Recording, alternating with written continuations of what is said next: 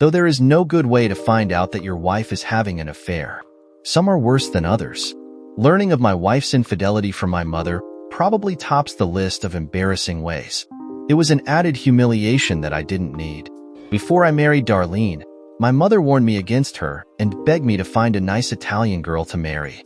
I didn't listen to her, and now that she had proof that she was right, she didn't have to remind me of her warning.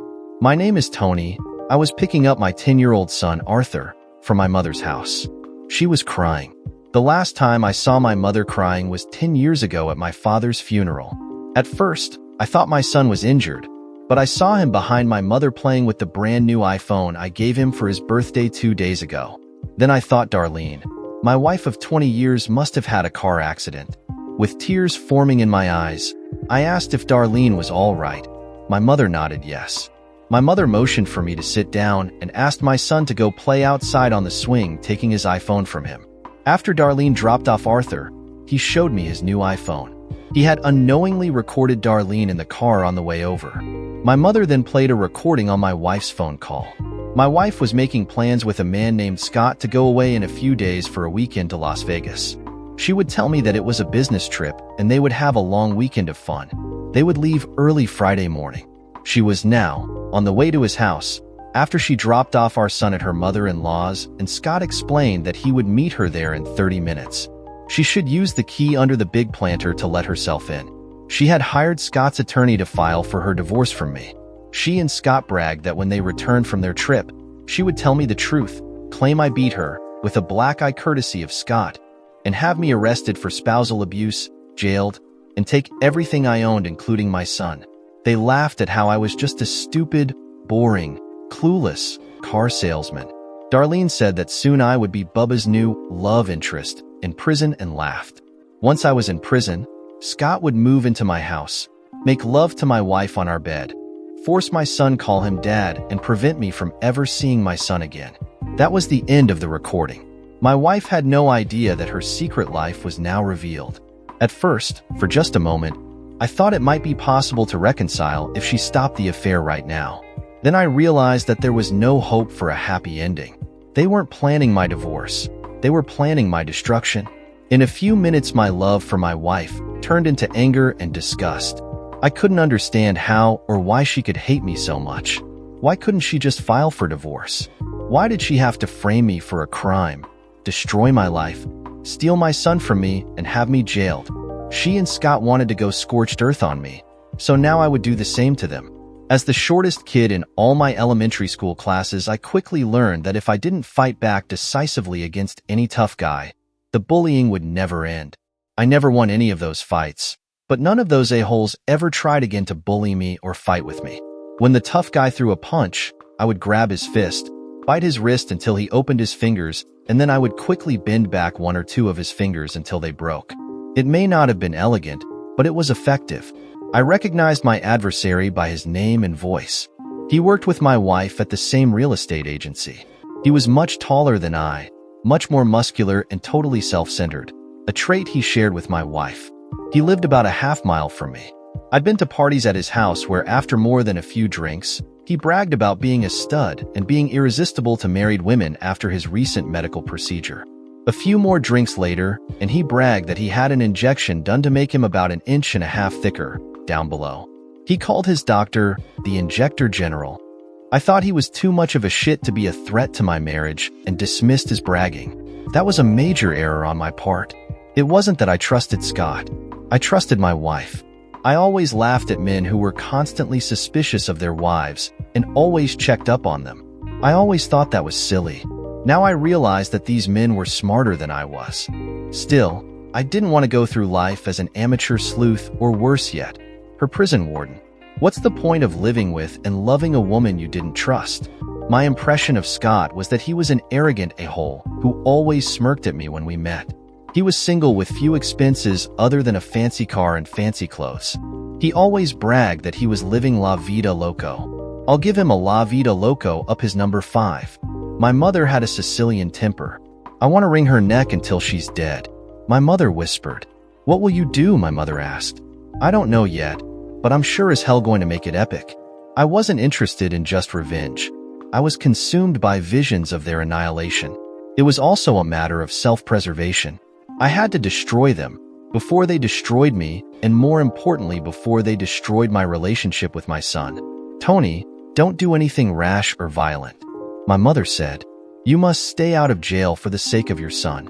If you're arrested for beating this guy up, you'll lose custody. Use your brains and your wits, not your fists or your guns. As I previously indicated, I'm not a tough guy. I don't have friends who are tough guys or special forces or Marines. Yes, I'm Sicilian, but to my knowledge, I never even met anyone in the mob. I and most of my friends sell cars and trucks. Our biggest crimes, now that cannabis was legal, were exceeding the speed limit or not stopping long enough at a stop sign. I met my wife when she was the real estate agent. I leased an apartment from her. That week we had dinner, and later she leased a car from me. It may not be the most romantic way to meet, but our marriage had been good for 19 and a half of the 20 years we were together. I thought I had been a good husband. I did most of the cooking. My mother had been a chef at several high-end Italian restaurants and taught me to cook. I was pretty good at it, though my mother always said there was room for improvement. A couple of times a year, I bought my wife flowers. I showered her with compliments. My wife needed that because she was very vain, bordering on narcissistic. I never cheated or even flirted with other women. I rarely drank. I never got drunk. Well, not after that New Year's Eve, 10 years ago. I wasn't movie star good looking, but neither was my wife. I wasn't rich with a mansion and yacht, but I worked hard to support my family, while even helping around the house. I spent more time taking care of our son than she did. I won't tell you that I was the world's greatest lover, with muscular physique like a bodybuilder, but she had never complained, at least not to me. The 3 girls with whom I slept before I met my future wife never complained either, though in truth, neither did they claim to have seen fireworks or felt the earth move. What the hell did she want? Of course, her hours with her lover were more exciting than our time together. They could act like carefree teenagers with no responsibility.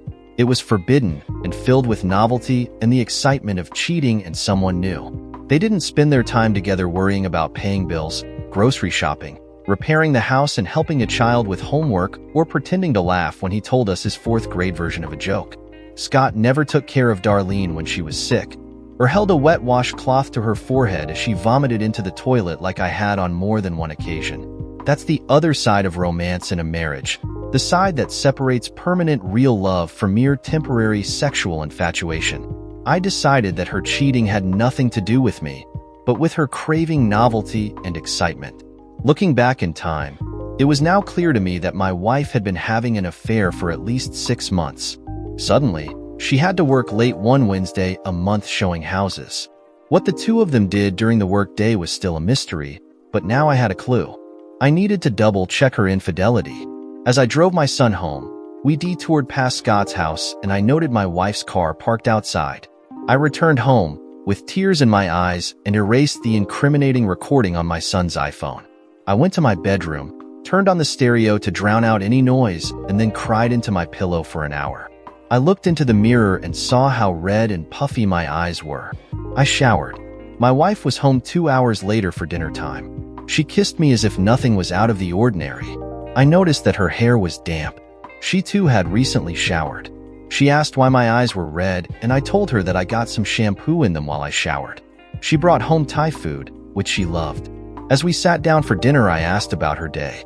She claimed nothing special had happened. She showed some houses to a couple who she derisively labeled looky-loos. When she asked me about my day, I shook my head in sadness and made up a story to try and painlessly teach her a lesson about the consequences of infidelity.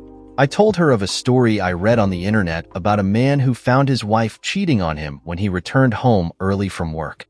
He's in jail now after he beat the shit out of his wife and her lover.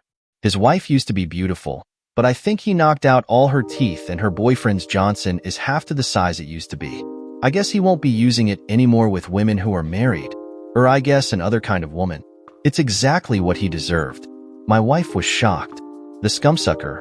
Why didn't he just file for divorce? She asked. I shook my head no. I think he did the right thing.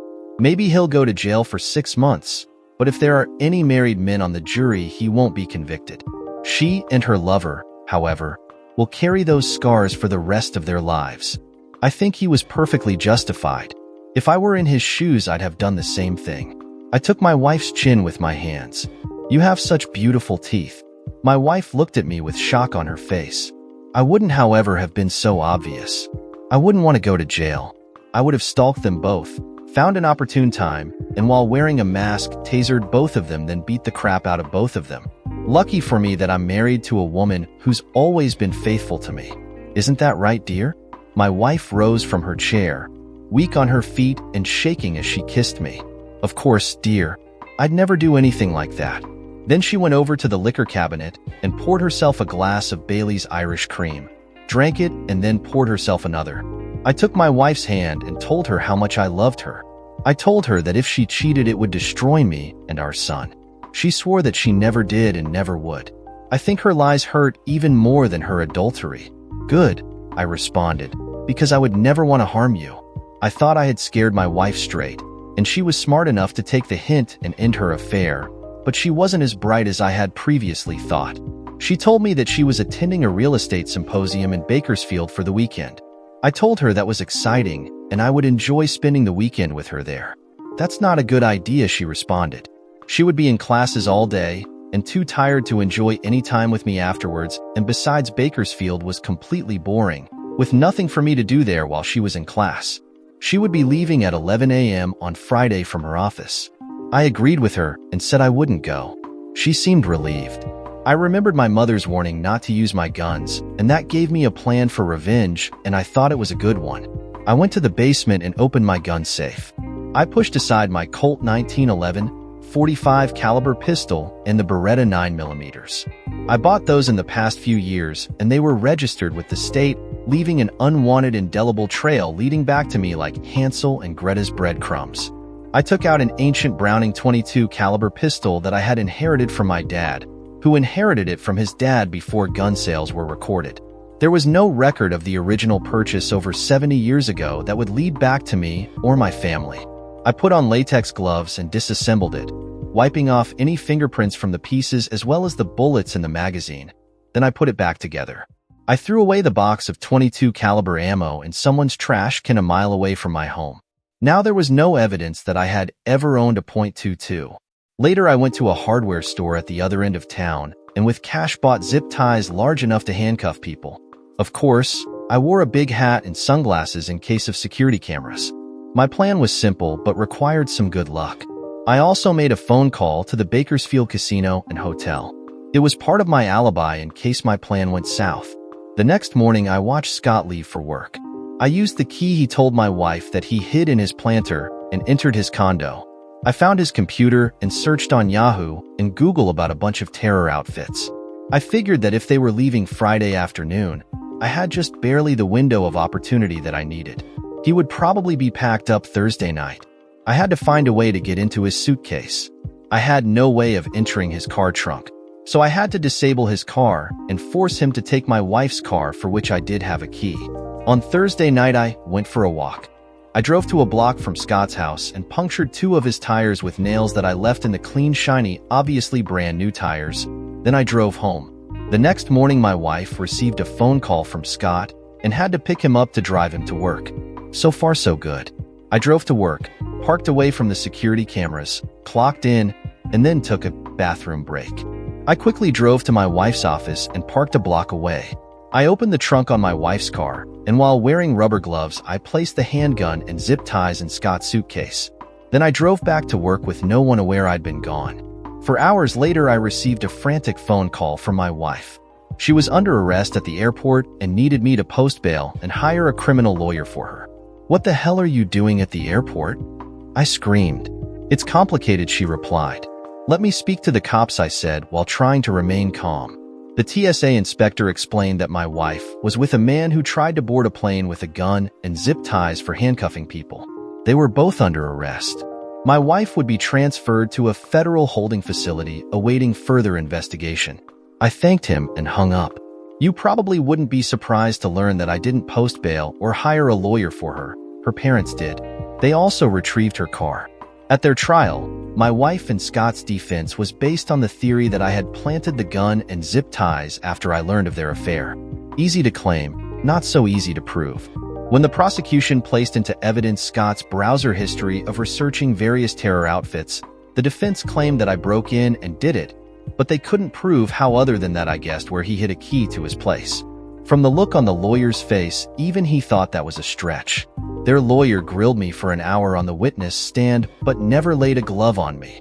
He asked about my gun collection. I told him of the 2 guns I owned, one a .45 caliber, the other a 9mm. I had never owned a .22, I said. The police had checked my gun safe, and that officer's testimony corroborated my story. There was no record of me ever buying or owning such a gun. I had even made reservations for myself and our son for a hotel in Bakersfield where she said she was going, claiming I wanted to surprise my wife because I believed her story. My wife's attorney also asked if I slashed Scott's tires. I replied, no, when her attorney asked, so you expect the jury to believe you were that naive about your wife's infidelity? Counselor, I responded, I admit that I wasn't naive. Her attorney's eyes opened wide. He was shocked at my admission. Before he could say another word, I continued, I plead guilty to being an idiot and total fool who loved and trusted my wife 100% for 20 years. Of course, the defense attorney objected, but it was overruled since he brought up my naivety. On cross-examination, the U.S. attorney put my time card for that day into evidence. It showed I was at work and had no opportunity to plant any evidence. Then she introduced my wife's iPhone, which was password protected and showed no spyware enabling me to read its contents. The U.S. attorney placed into evidence the report from AAA Auto Club indicating that the flat tires on Scott's car were caused by 2 nails. The tires had not been slashed. She asked if I had removed any money from our joint bank accounts, canceled her credit cards, changed my will, my life insurance, or stopped depositing my paycheck into our joint account before she was arrested. Those are things that a man who knows his wife is cheating would do automatically. I had done none of those things, which was evidentiary that I didn't know about my wife's affair. The U.S. attorney and I had spent several hours together going over my testimony. She was a relatively new attorney, and this was in essence her trial by fire. We got along well. I thought she had a great sense of humor because she laughed at all my jokes. She was an adorable brunette, but too young for me. While I was on the stand, she asked if my wife left for girls' nights out. I said she didn't. She asked if she came home very late from work. I said rarely, but so did I on occasion. We went through all the telltale signs of a cheating wife. She didn't have a secret stash of sexy lingerie, etc., and I answered that I saw no signs of infidelity, or I would have immediately filed for divorce, or at the very least hired a private detective to investigate. Despite the defense attorney's success in removing every divorced person from the jury pool, they were both found guilty. Scott was sentenced to 10 years in prison. My wife was sentenced to 2 years for conspiracy. As they were led out of the court, my wife collapsed. 2 bailiffs had to carry my sobbing wife to the holding cell. Her lover tried to break free from his bailiff, screaming that he would kill me. He posed a thumb and forefinger as a pretend gun. I responded with just one raised finger. I think you know which finger I raised. I often referred to it as deploying my driving finger. 2 days later, the cute U.S. attorney asked me out to lunch. She wanted me to meet Carla, her older sister. She was a 5th grade teacher who was just as cute as her sister and 2 years younger than I was. We dated for a few weeks, but nothing came of it. I just wasn't ready to date. I was dealing with too much anger and hatred to be good company for anyone. I asked her for a rain check until I emotionally recovered. She agreed. My wife's dreams of taking me for everything I owned in a divorce quickly faded like sunlight on a cold winter's evening. I had some regrets on my scorched earth plan, but they left me no choice. Somebody was headed for prison. I had to make sure it wasn't me.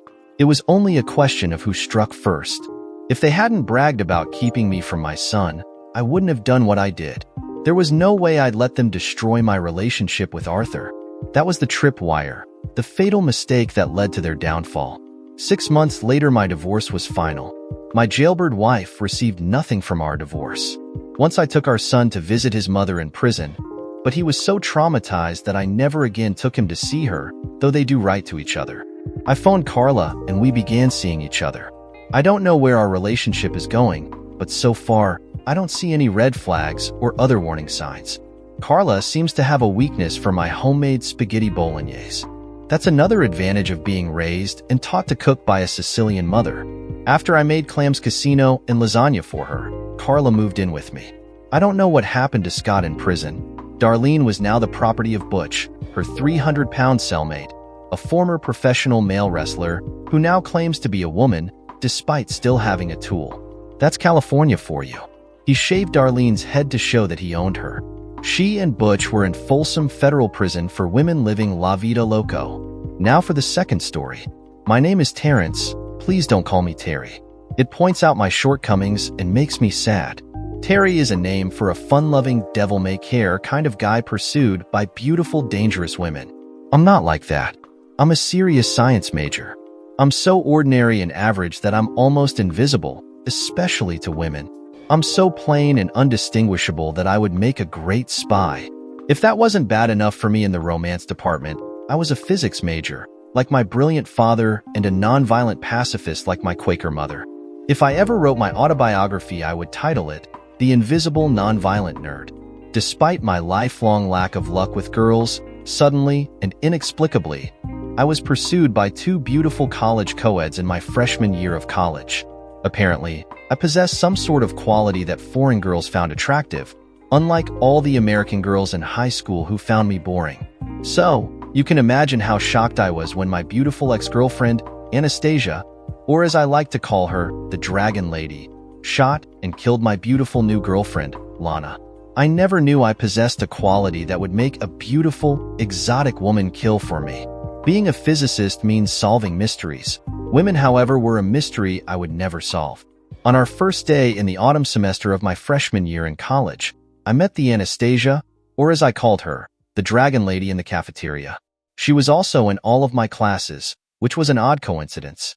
She looked and acted like the Asian femme fatale character in the comic book and TV show, Terry and the Pirates, that I watched on cable.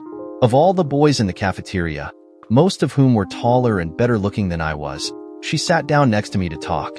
I'm a complete idiot when it comes to women and what to say to them. It was a struggle, but I didn't drool.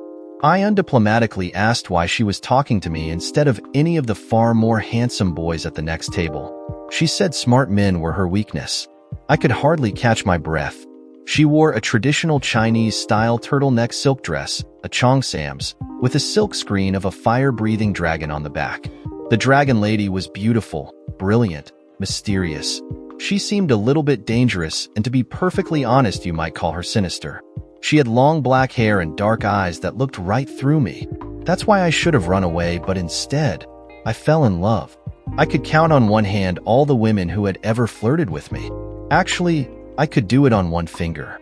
She had an accent that I couldn't identify, and she wouldn't tell anyone where the accent was from. At least once a week, she would disappear for a few hours.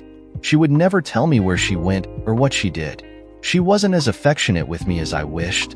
Sometimes I felt like she was my babysitter, not my girlfriend. She said she liked being mysterious. While the rest of us in college lived in cramped dorms, she had a beautiful penthouse apartment in a high-rise apartment. I stayed in her apartment with her, but she wouldn't sleep with me for the first 2 weeks we were together. I was so excited I was climbing the walls. For our 2-week anniversary, I bought us 2 sets of rollerblades and all the wrist guards and knee guards, and we rollerblade together on the bike path at the ocean hand in hand. It marked a major change in our relationship. She was so excited by my gift of rollerblades that you might have thought I bought her a Ferrari. She had never had rollerblades or skates as a child and always wanted them. She really warmed up to me, and I felt real affection from her. Several times, men in suits took photographs of the two of us while we skated. They didn't look like tourists. They looked so much like feds that all they needed was to have FBI tattooed on their foreheads. I was pretty familiar with what FBI agents looked like because of my father's work. He did some kind of top-secret scientific work for the government, and my whole family had to endure a rigorous semi-annual FBI security check. I knew never to discuss his work with anyone. That night after we rollerbladed, we slept together for the first time. It was the greatest night of my life. The Dragon Lady instantly knew, there's a first time for everyone. Let me teach you how to pleasure a woman.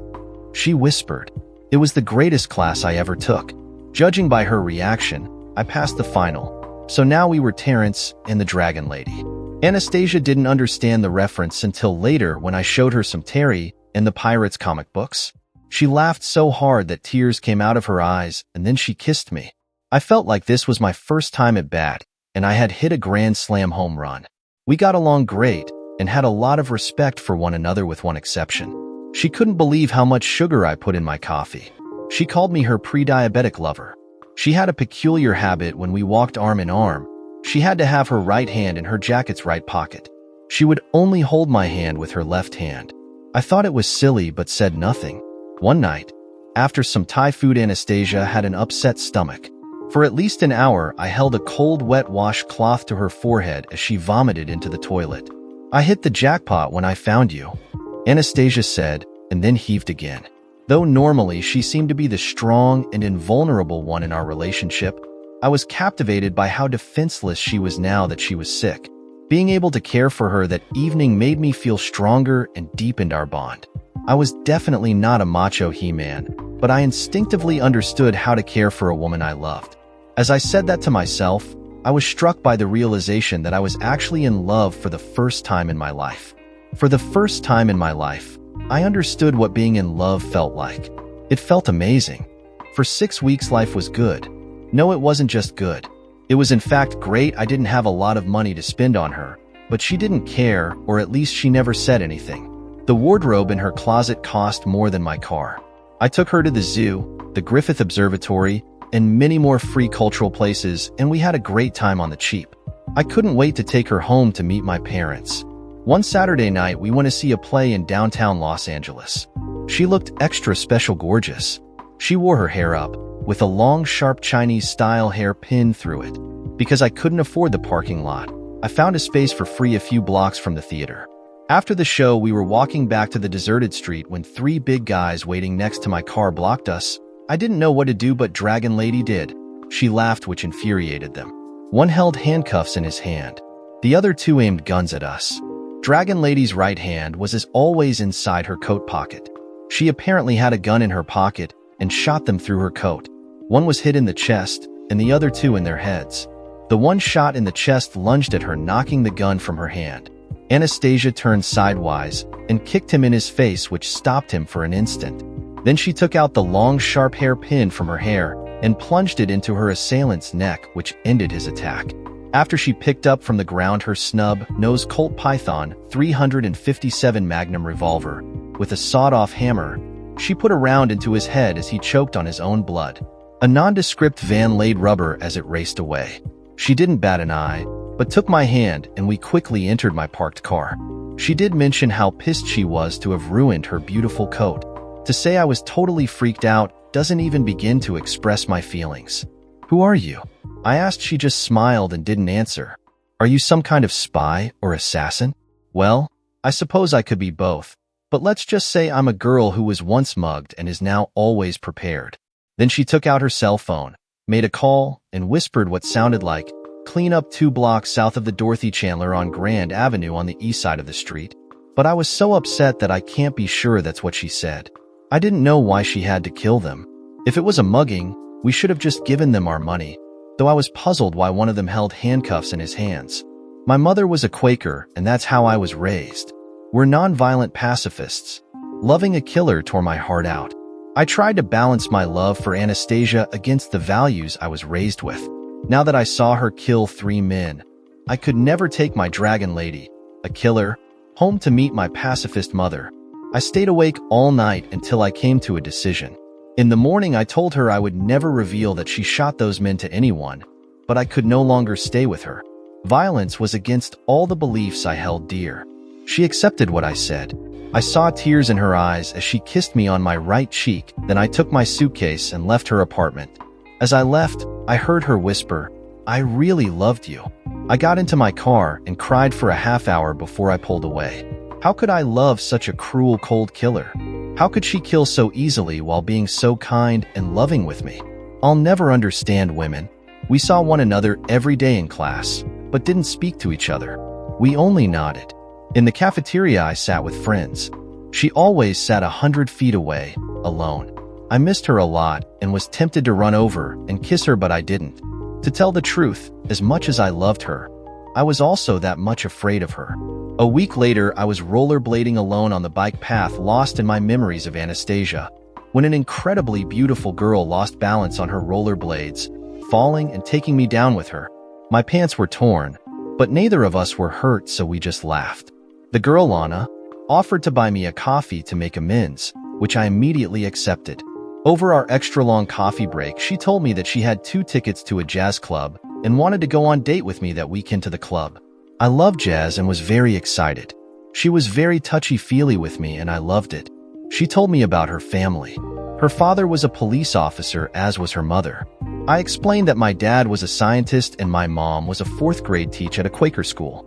She was fascinated and wanted to meet them. We had dinner that night with my parents and we all got along great. She spoke with my father as much as she spoke with me. She had no interest in my mother. For a moment, I thought she was flirting with my dad. She had a scientific background and asked my dad questions about his work and if she and I could visit his lab. Even though he had a few drinks, he wouldn't answer her questions. He repeated the Tom Cruise joke from Top Gun, that if he told her, he would have to kill her. We all laughed. He did say that he was proud of me following in his footsteps as a scientist. I wasn't madly in love with Lana like I was with Anastasia, but I liked her a lot. I thought it could grow into love. I guess with the self-confidence I gained from my relationship with Anastasia, I was more desirable to women. That night we met outside the club and went inside together. We ran into 2 male friends of hers, and we all shared a table. It was a great night. I really enjoyed her company and the company of her friends, whose names I couldn't pronounce. They acted like I was the most interesting and exciting guy on earth as they hung on every word I spoke and laughed at all of my jokes. Lana couldn't keep her hands off me. I was on top of the world. The guys kept buying us all drinks, and I did in fact drink too much more than the rest of our party. With their help, I staggered out of the club. They said I was too drunk to drive and I agreed. They guided me towards their panel van and I stopped to catch my breath. Lana slid open the side door to the panel van and the other guys were guiding and pushing me inside when 3 shots rang out. From my previous experience with Dragon Lady, I recognized the explosive sound that a .357 Magnum makes. The Dragon Lady and 2 guys with her jumped out of another panel van and ran towards me, firing as they ran. Lana and one of the guys were now missing their heads. The third one lay on the ground, pulling out a gun. He aimed it at Anastasia. I still loved her. I couldn't let him hurt her. I didn't think. I acted instinctively and pushed the gun aimed at my Dragon Lady into his chest while I pushed his finger to pull the trigger, killing him instantly. I was a Quaker and ashamed of myself. I began vomiting into the gutter.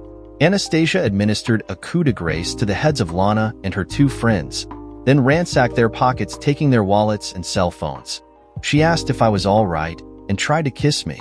I pushed her away. Then they shoved me into their van. One of Dragon Lady's guys drove off in the other van with the 3 dead bodies. As drunk as I had been, I quickly sobered up. I just killed a man. How could I have done that? I was a Quaker. What the hell just happened? Dragon Lady handed me a thermos of coffee and ordered me to drink. I wasn't about to argue with a stone-cold murderer, so I drank. My alcohol-soaked judgment was a little off, and I asked if they had any sugar for the coffee. Anastasia started laughing. They drove into a warehouse, and we went up to an apartment in a freight elevator. By now I was sober enough to be scared, and kept my mouth shut. They spread dozens of photos on the dining room table of Lana and her 2 friends plus 5 more people who seemed to have been stalking me for the past 2 weeks. Who are you and who are they? I think I was sober, but was still so confused that I didn't understand anything. Dragon Lady spoke as she handed me a cup of coffee and some sugar. We're from the Ukrainian intelligence agency. Ukrainian? But you're Asian. I said, I'm half Asian. She said, your late girlfriend isn't named Lana. Her name is Svetlana Porkova. She and her friends were a kidnap and hit team who worked for the FSB, the Russian Ministry of Intelligence. Anastasia said. Artem took the floor. Russia has assembled thousands of bomb-carrying drones to destroy the Ukraine. Your father has succeeded in developing electronic countermeasures to make the Russian drones crash.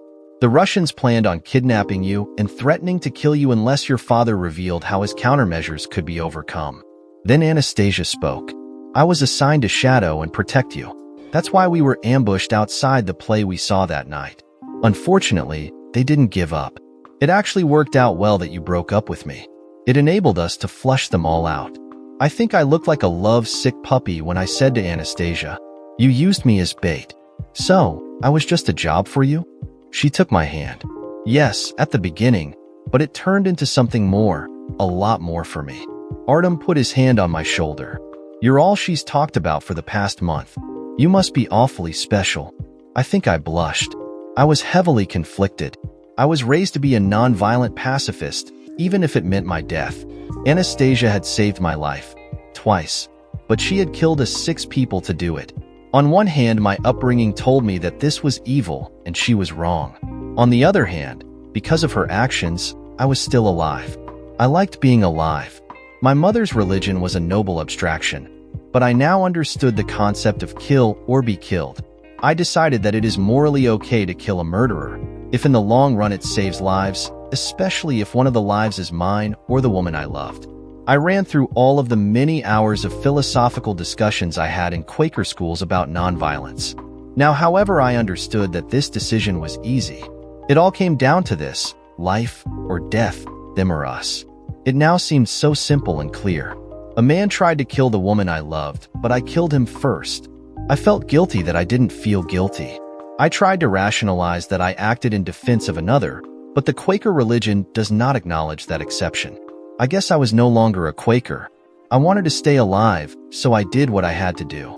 Though I acted instinctively now, an hour later with plenty of time to reconsider my action, I wouldn't change a thing. Anastasia took my hand. "I know about your religious beliefs. How are you feeling right now after you killed a man?" I think I understand the Quaker religion much better right now. Most of the time it's a wonderful philosophy, but it's not a suicide pact. Perhaps most other Quakers didn't feel that way, but we must each make our own decisions. That's the essence of free will. "What about the other guys in these photos?" I asked. Anastasia looked at her watch. "Earlier this evening, they were also eliminated. Will they keep coming after me?" I asked as I nervously tapped my toes. Artem spoke with a serious voice. "We believe so, but now they'll really want your scalp. Because of you, they've lost more than 10 of their best agents." "Oh great, now what do I do?" I covered my face with my hands. Dragon Lady put her hand on my back and rubbed it. "You can stay here until they kill you, or you can live with me and accept a full scholarship at the Institute for Science in Kiev. By the time you graduate, the technology will have advanced enough that your father's work will be obsolete and you will be safe. All worries about exile and murder were erased from my mind." "Live with you? Do you mean that?" The Dragon Lady pulled my head towards her. "Yes, you're something of an acquired taste, but you've grown on me. I didn't lie to you when we first spoke. I'm only turned on by really smart men, and you're as smart as they come." "Okay, I'll go to Ukraine," I whispered. I didn't think I had a choice. One of the guys made a phone call, and the next thing I knew, we were driving to the Long Beach harbor. The Dragon Lady said we wouldn't be safe at the airport. The Russians would be watching for us there. We boarded a ship bound for who knows where, with our ultimate destination in the Ukraine. The next morning, we were out at sea. I walked the deck with Anastasia and the other guys. I put my arms around Anastasia and told her I loved her. Then she kissed me back. "I love you too, Terrence." I put my arms around Anastasia. "I no longer feel like a Terrence, Dragon Lady. From now on, you can call me Terry." She pointed to her 3 associates, each of whom wore a shoulder holster, as did I. "Of course, Terry, and these are your pirates."